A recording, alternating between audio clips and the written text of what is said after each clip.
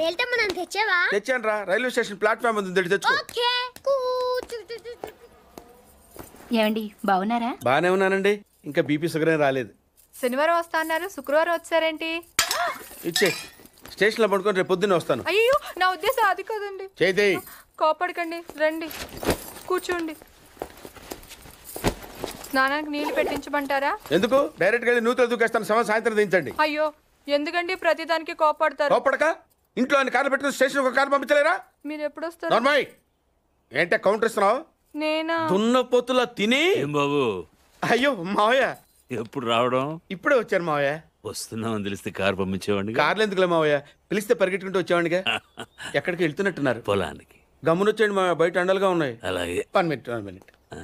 ఆశీర్వదించండి మావయ్య. మొసలుడే గాని